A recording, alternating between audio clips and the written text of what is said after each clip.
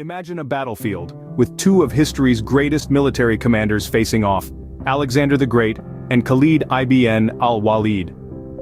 Alexander, the young Macedonian king, who by the age of 30 had created one of the largest empires the world had ever seen, stretching from Greece to northwestern India. His strategic acumen and leadership skills were unmatched, earning him a place in the annals of history as one of the greatest military minds. On the other side, Khalid ibn al Walid, a 7th century Arab military commander, known for his tactical brilliance and leadership. Initially fighting against the Prophet Muhammad, he later converted to Islam, and led Muslim armies to decisive victories against formidable enemies, carving out a reputation as a fearless and effective leader.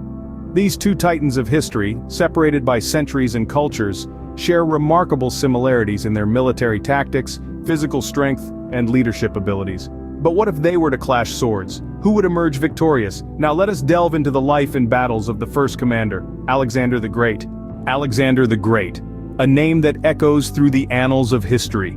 Born as Alexander III of Macedon, he was destined for greatness. His early life was marked by a thirst for knowledge, no doubt fueled by the teachings of his tutor, none other than the great philosopher Aristotle. Under Aristotle's guidance, Alexander developed a passion for the works of Homer, and a deep understanding of various subjects that would later aid him in his conquests.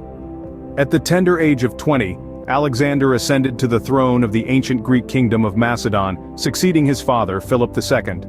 With the crown came a weight of responsibility, a challenge he met with a fierce determination and an unquenchable ambition. He set his sights on the world, embarking on a military campaign that would see him traverse Western Asia and Egypt. Alexander waged war with a strategic brilliance that was far ahead of his time. He reasserted control over Thrace and parts of Illyria, and left the once mighty city of Thebes in ruins. His leadership of the League of Corinth marked the beginning of a pan-Hellenic project that aimed to conquer Persia, and conquer he did. He overthrew Darius III, effectively taking control of the Achaemenid Persian Empire in its entirety. Yet, his appetite for conquest was not sated. He invaded India, securing an important victory over King Porus at the Battle of the Hydaspes. However, the demands of his troops eventually forced him to turn back, marking the end of his remarkable military campaign. By the age of 30, Alexander had created one of the largest empires in history. His achievements were not only measured in miles of conquered land, but also in the spread of Greek culture and the founding of numerous cities, including Alexandria in Egypt. His tactics and military prowess continue to be studied in military academies worldwide, a testament to his lasting legacy. Indeed, Alexander was not just a king, he was the unconquerable king. Alexander's military genius shone brightest on the battlefield. His strategic brilliance and undefeated record were truly something to behold. Let's delve into three of his most significant battles. First, let's look at the Battle of Issus, where Alexander was vastly outnumbered. He faced Darius III, the Persian king, in what seemed like an impossible battle. Yet Alexander's tactical genius turned the tables. He used the narrow battlefield to his advantage, neutralizing the numerical superiority of the Persians. His audacious charge straight towards Darius forced the Persian king to flee, leaving his army in disarray. Next, we have the Battle of Gaugamela, a pivotal moment in Alexander's campaign against the Persian Empire. Despite facing an army nearly twice his size, Alexander devised a bold strategy. He ordered his troops to form a phalanx, a tight formation of infantrymen armed with long spears. This formation allowed his army to break through the Persian lines, leading to a decisive victory and the eventual downfall of the Persian Empire.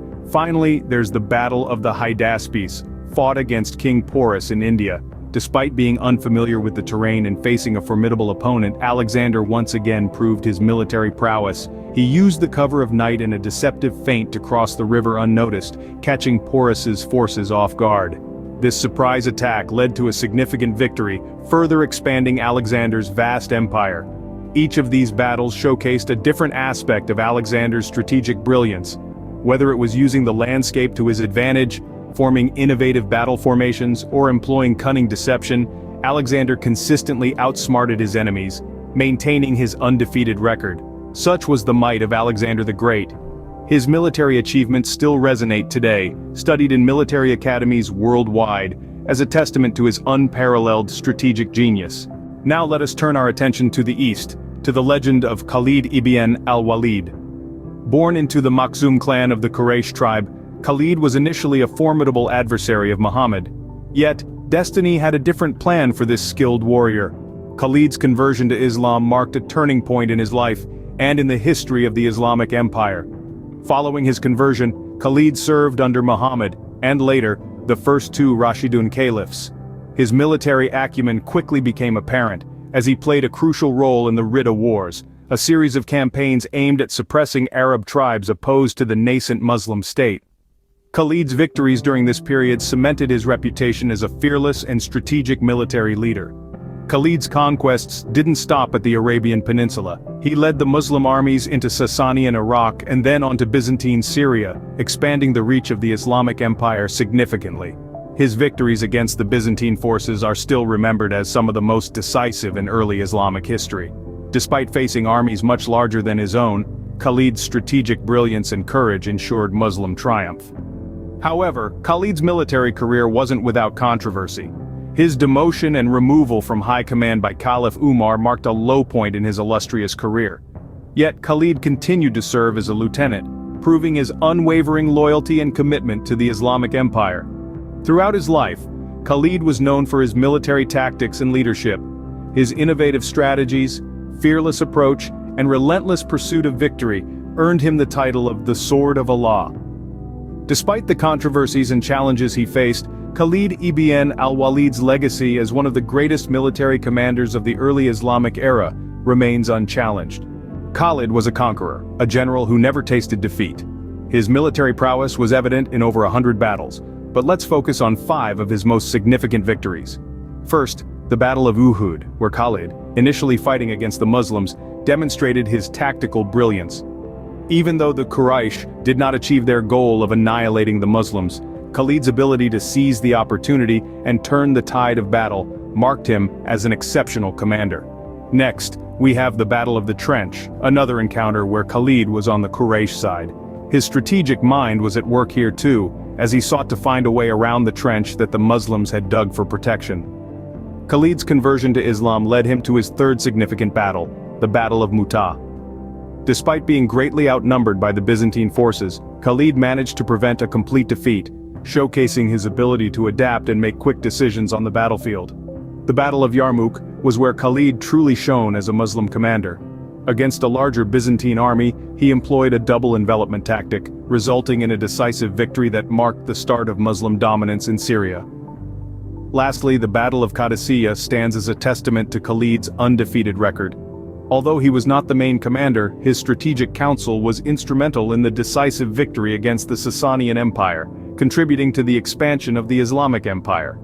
Each of these battles highlights Khalid's strategic brilliance, adaptability, and his never-ceasing thirst for victory. His undefeated record is a testament to his skills as a commander, earning him the title, the Sword of Allah. Such was the might of Khalid ibn al Walid.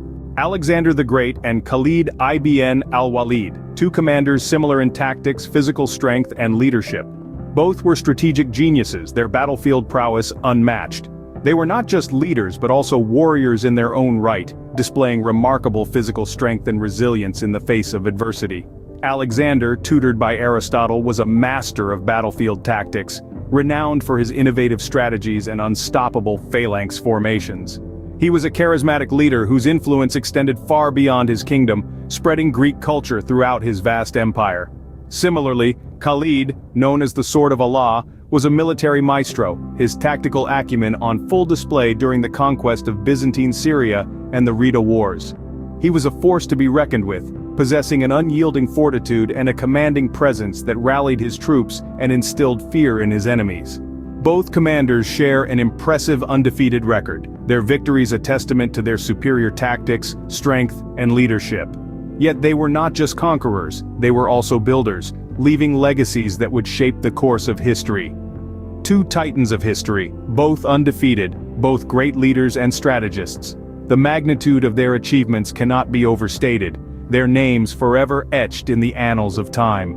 Now, imagine a hypothetical battlefield. Alexander the Great on one side, Khalid ibn al Walid on the other. An unprecedented clash of titans, a spectacle of strategy and strength.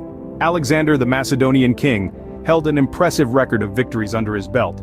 His tactics, honed through diverse battlefields, could see him deploying the famous phalanx formation, a wall of spears and shields, unyielding and formidable.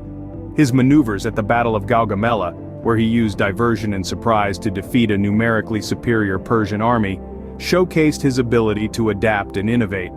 But even the greatest have their Achilles heel. Alexander's reliance on his companion cavalry as a decisive force could be exploited, and his tendency to lead from the front, though inspiring, could put him at risk. On the other side, Khalid ibn al Walid. Known as the Sword of Allah, Khalid was a master of desert warfare. His strategies revolved around mobility and surprise, as seen in the Battle of Walaja, where he used a double envelopment tactic to encircle and decimate the Persian forces. Khalid's light cavalry could potentially outmaneuver Alexander's phalanx, exploiting its lack of mobility. But Khalid's forces, primarily light infantry and cavalry, might struggle against the Macedonian heavy infantry, and his aggressive tactics could lead him into a trap if not carefully executed. So the stage is set. Two military geniuses, each with their unique strengths and weaknesses, facing off in an epic showdown. Would Alexander's phalanx hold firm against Khalid's swift cavalry? Could Khalid's desert tactics outwit Alexander's adaptive strategies? Or would the Macedonian king's heavy infantry prove too formidable for the sword of Allah's forces? The answers to these questions are, of course, purely speculative, but one thing is certain: it would be a battle for the ages, a testament to the military brilliance of two of history's greatest commanders. Who do you think would emerge victorious in this battle of titans? Share your thoughts in the comments below.